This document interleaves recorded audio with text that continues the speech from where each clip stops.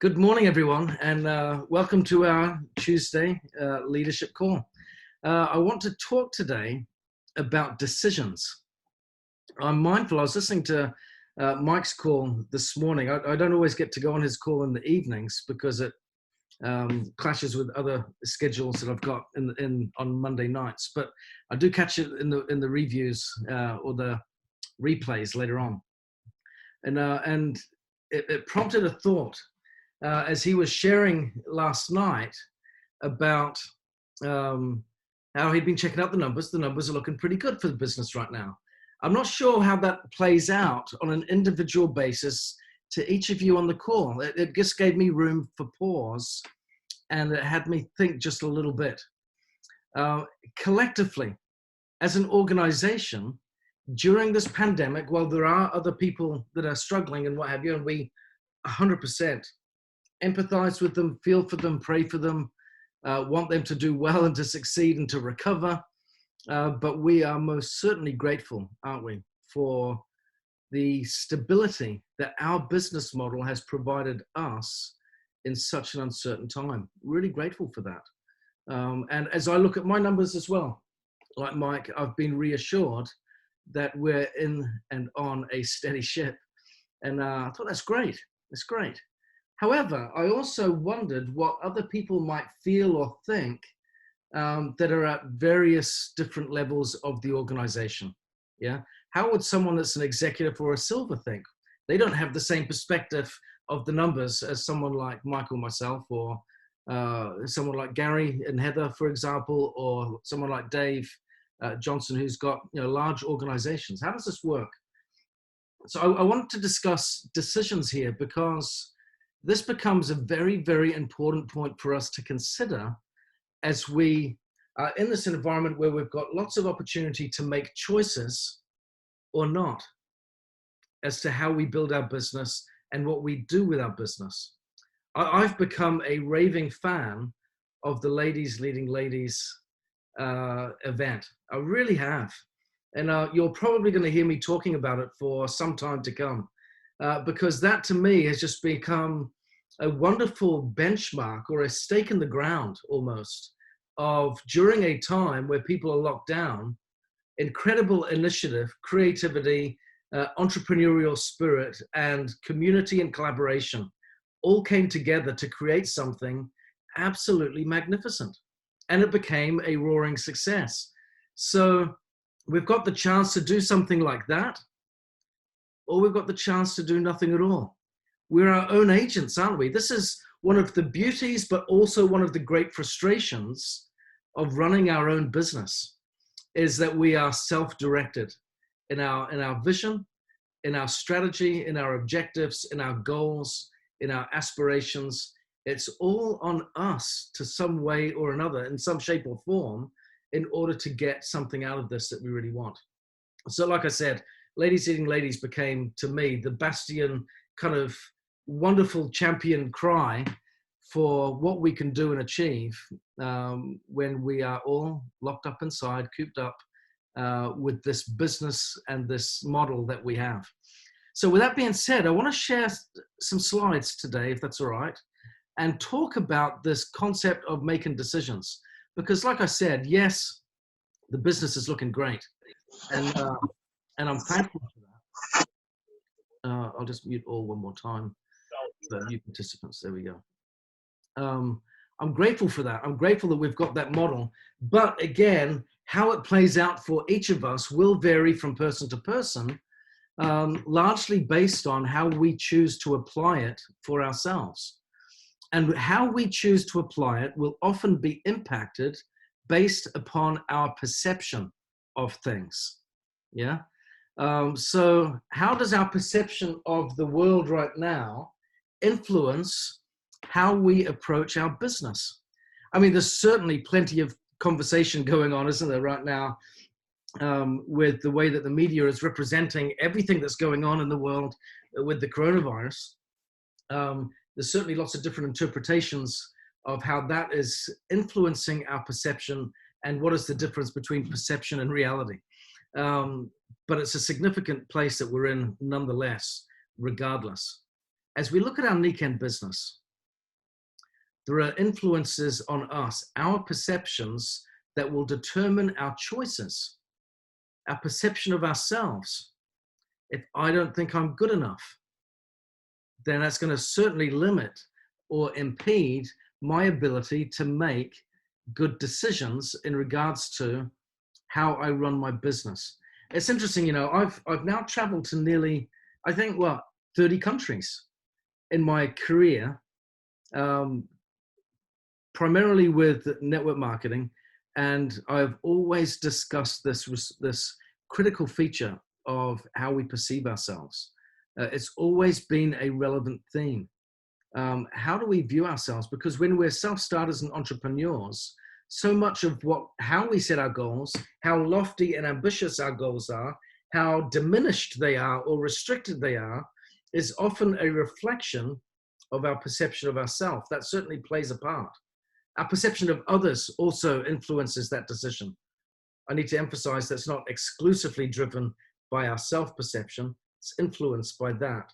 Also, our perception of others, perhaps our team, perhaps those that are on our contact list. How do we perceive those on our list? Do we perceive them as responsive, non-responsive, interested, not interested? That in itself can be a reflection sometimes of our view of the business, can't it? Or of the opportunity that we're offering. I love this diagram here, our perception of the facts. Look at how that phone twists the angle of the ship and suddenly makes it look like it's sinking. If we don't have a firm understanding and interpretation of the facts, then all of a sudden it can get problematic. Likewise, if we're focusing too much on the past, if it was too wonderful or too terrible, in both extremes, it can certainly influence the present, can't it? And of course, that can feed into our perception of the future. So you can see here how our perceptions across these different areas significantly influence our ability to make good, strong choices and decisions with our business. Here are some simple ways that I want to suggest that we can thwart these hidden decision influences and start instead making better choices. I think this is important. So I'm going to pause the share for just a second and just touch on this. So business, like I said, over the last couple of months remains pretty unaffected based on the current trends of what the rest of the world might be experiencing. And I'm sharing that based on real-time data, live data as we look at our business numbers, our number of sales, our sales volume, and commission payouts and what have you, have been pretty unaffected. In fact, March was a really good month. And it looks like this month has the potential to be a really good month as well. But our perception of reality may be skewed if we don't have the firm grasp on the data, if we don't truly understand where we've come from, where we're at, and where we're going. Those three landmarks are really critical. Where did we come from, why are we here, and where are we going? Are really important questions to be able to answer in our business. Our perception of ourselves, how equipped do I feel I am personally to respond to a changing environment and come out stronger or better? Can I utilize this well? This is a critical question for each of us. There is forced disruption that is being imposed upon businesses all around the world. Forced disruption. However, in many instances, and I believe in ours, that forced disruption is actually something that is quite positive.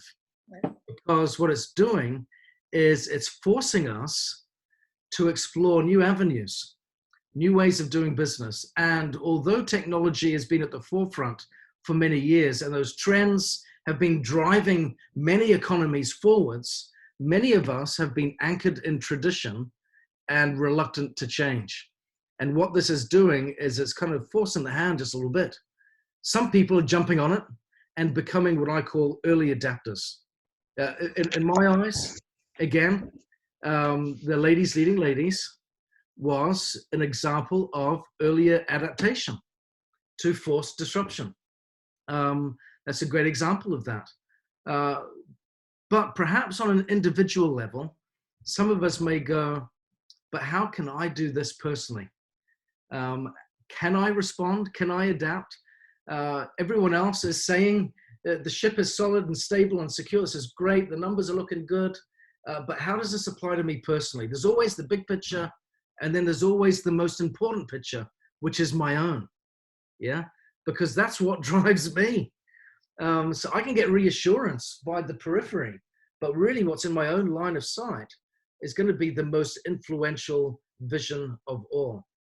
So here are some ways that I want to share if we are teetering, if we're uncertain, if we're unsure about how we can strengthen our decision-making process here, how we can be a bit more proactive, how we can step up to the plate, or just branch out a little bit, get out of our comfort zone just a little bit.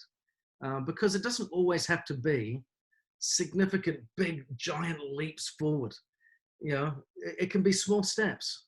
The critical thing is small steps repeated consistently over time. That's the great thing. You know, I've become a huge fan of that principle.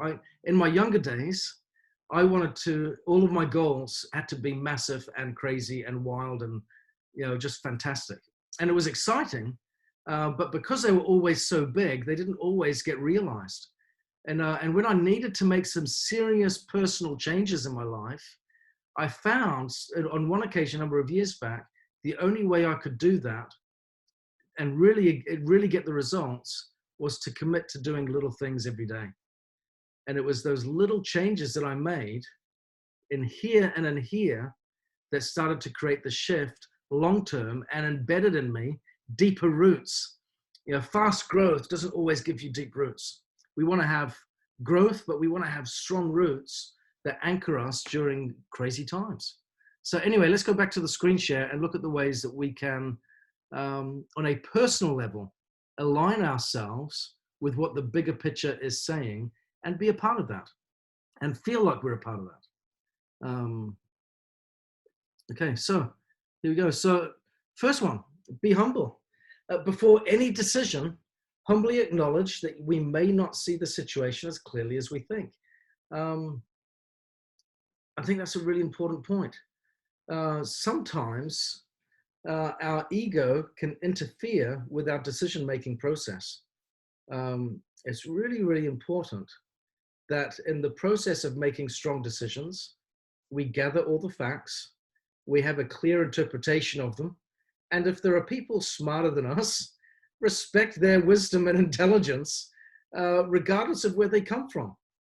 I think that's really important.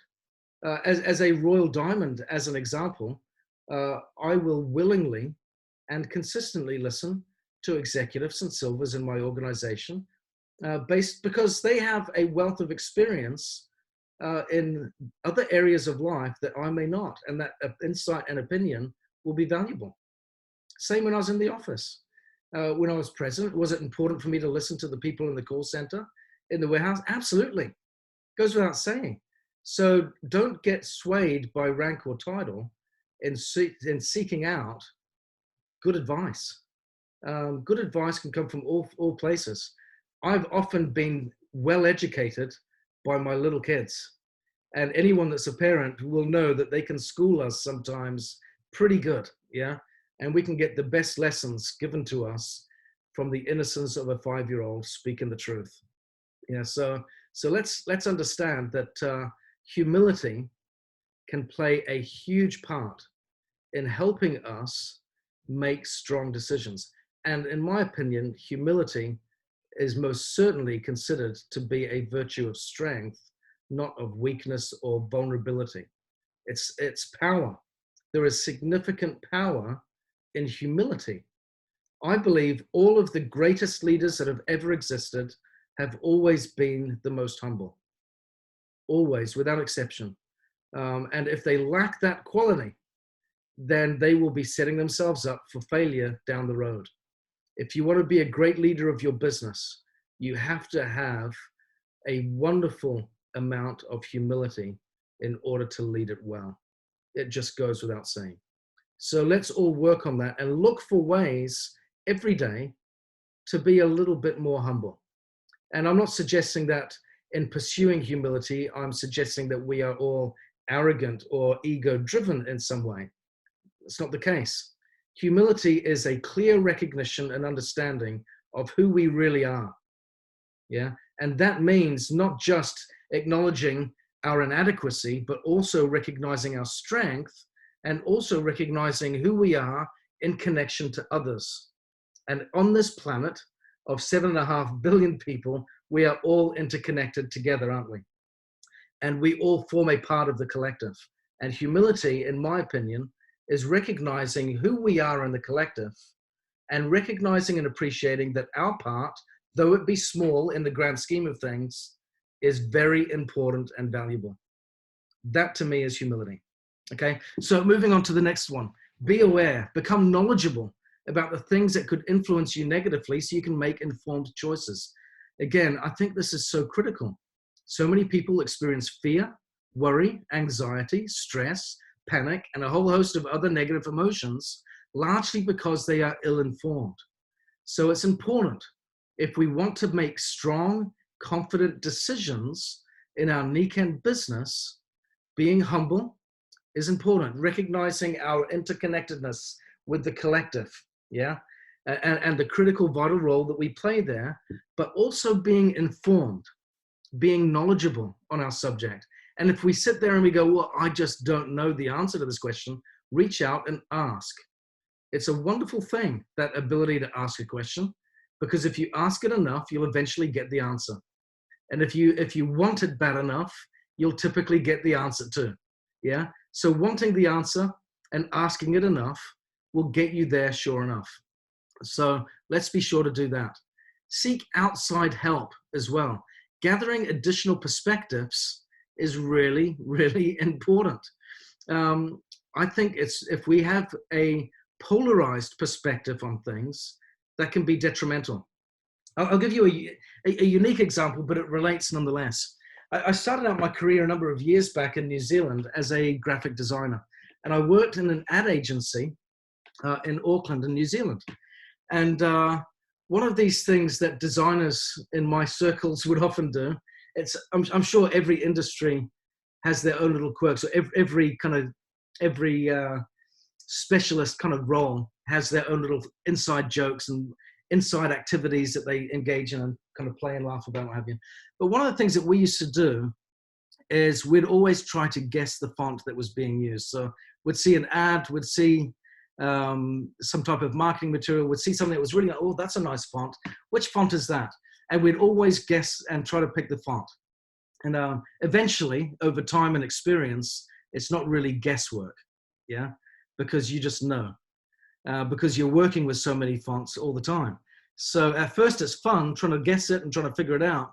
Over time and with experience, you know which fonts are being used. And of course, there's plenty more fonts than Helvetica and Times Roman. So we get wonderfully creative in that space.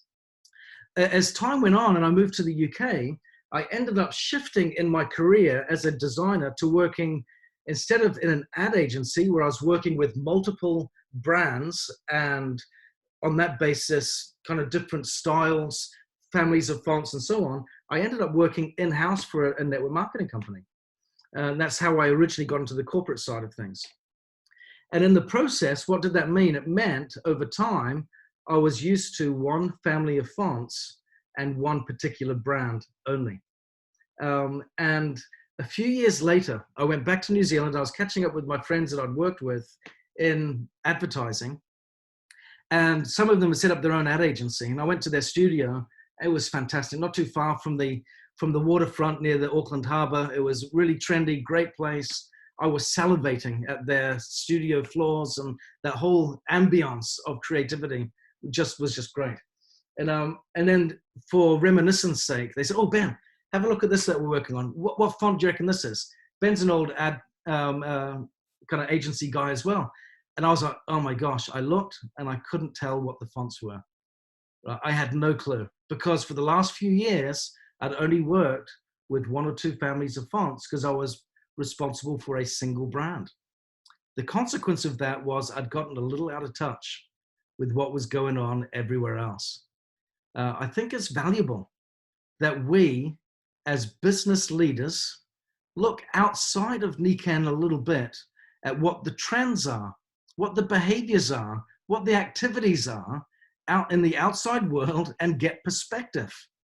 There are so many quirks that exist only in network marketing. And sometimes we are so used to them that we can't see the wood for the trees when we try to make some change that is actually common sense for everyone else in the rest of the world. Right? It really is quite remarkable. So we need to make sure we get some outside perspective in order to do that in a meaningful way as we make strong decisions in managing our business, and also seeing the opportunity that we have. Because here's another benefit of outside perspective. As we talk to others and see how they're doing, there could also come not just fresh ideas, but also wonderful reassurance that what you've got here is something pretty smart and pretty good. And I think, especially as we're at those lower levels, trying to build up some strength and some evidence in our business that I can do this and that it works. Seeing what we've got through the perspective of someone else might just make you go, yeah, this is pretty sweet. We've got a good deal here. And I think that's helpful and worthwhile to consider. And the last point here, follow a process. We don't need to reinvent the wheel. Learn well what's worked for others and then duplicate it. I think that, again, we talk about that all the time, don't we? Having a system in place that we can follow that will allow us to simplify, shorten the learning curve, and accelerate the outcomes curve. Everyone kind of wants that. And it doesn't have to be a shortcut in the sense of compromise in standards, values, and professionalism. That's not what it is. But if we follow a system that gives results, then we can shorten the learning curve and accelerate the output. And I think that's what everyone wants. We have those systems in place. We talked last week about the Nikken Connect schedule. I would encourage everyone, if you haven't already done it, download that schedule, print it off, and study it, and look at which calls throughout the week would currently be an asset to your business right now. Yeah. And you will find, if, of course, we all want guests on these calls where they can come along and feel encouraged and supported, trained. We get all of these wonderful ABC type experiences and experts and masterclasses and experienced others sharing their insights from all these different angles with all these different personalities. And it's a great, rich, colorful, flavorsome, collaborative experience that we enjoy together. I love it. But if we don't have the prospects yet, I'm drilling it right down to ground zero for us, yeah? If we don't have the prospects yet, and I want the prospects, I want to get people on the call, then what calls would be worth checking out? Go on, like I said, print it out, look at it, study it, because maybe one of those product calls might be a starting point where someone goes, I want to get some customers. What's that call like? Is it worth going on to and bringing a guest? You're not going to know if you check it out and go in there and put yourself in the seat of a new customer or a potential customer. Did that fit? Did that person work for me? Yeah. Did that training really help? Okay, I want to see how to introduce the presentation. Here's a call that will do just that for us. Let me see if this will work for my prospects. This is really helpful. So let's make sure that we go through that, look at it and evaluate it for our own experience, and be sure to pass it on. 1 second. Pam Barnes is saying it does need a few updates. Vance's number has changed. Okay, I do need to get that updated. Okay, thank you for the reminder there, Pam. So I believe that's the only update that may be on it, is Vance's Saturday morning call. I'll double check. Everything else should be as per the document. But that's what I would say. Put yourself in the shoes of a prospect, of a customer, of a new business partner, see how it fits, and then go to those people and get the help that you need to get people on the course. We've got some great tools, great resources. Dave Rolfe, I spoke to Dave Rolfe prior to this being produced. He had a number of additional calls that he was doing prior to this update, and he requested that we keep that one call on. So he reduced the number of calls that he has to that one that's on the document. That one has remained on at his request when we put it together a couple months back.